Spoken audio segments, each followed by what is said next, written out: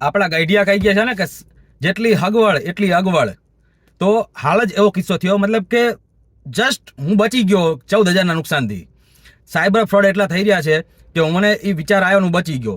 એક બહુ જ નજીકના સ્વજન તરફથી મેસેજ આવ્યો કે પૈસાની બહુ જરૂર છે, પૈસા નાખીને 14,000 કાલ પાછા આપું.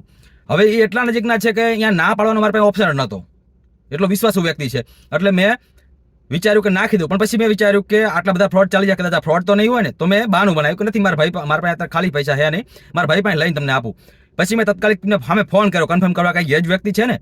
તો એમને ફોન ઉપાડ્યો નહીં, મેં 2 વાર કર્યો, એમને ઉપાડ્યો. પછી મેસેજ કર્યો મેં કે ફોન તો ઉપાડો, તે કે હું દવાખાનામાં છું, અત્યારે નહીં ઉપાડી શકું. પછી મને પાકું થઈ ગયું કે આ એ વ્યક્તિ નથી.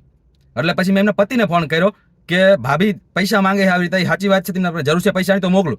તે કે ના પૈસાની કોઈ જરૂર નથી, એનો ફોન હેક થયો છે અને આવી બધા પાસે પૈસા માગી રહ્યા છે. તો ક્યારેય પણ કોઈ પણ તમને ગમે એટલા વધુ સ્વજન હોય નજીકના આવો મેસેજ કરે તો કન્ફર્મ કરો કે એ જ વ્યક્તિ છે કે નહીં. આપણે વિશ્વાસના કારણે નાખી દઈએ તો પછી 1 મિનિટમાં કંઈ થઈ જાય, આપણા પૈસા જતા રહે, કંઈ નક્કી ન થાય, પછી કંઈ હાથમાં આવે નહીં. તો સાયબર ફ્રોડ એટલા થઈ રહ્યા છે કે ચેતીને રહો તો સુરક્ષિત રહો, બાકી પૈસા જતા 1 મિનિટ નહીં લાગે. અને લિંક બિંક મોકલશે ઓપન કરી નાખશો, તમારું ખાતું ખાલી થતા વાર નહીં લાગે. તો સાવધાન રહો. આવો કોઈ બી મેસેજ આવે ને તો પહેલા કન્ફર્મ કરો. પૈસાની લેવડ દેવડ થતી હોય અલગ જ વસ્તુ છે, પણ આવો કોઈ બી મેસેજ આવે ને તો કન્ફર્મ કરો કે સામેવાળો વ્યક્તિ એ જ છે કે જેના માટે પૈસા નાખી રહ્યા છો. બાકી 1 મિનિટ નહીં લાગે પૈસા ખાલી થતા.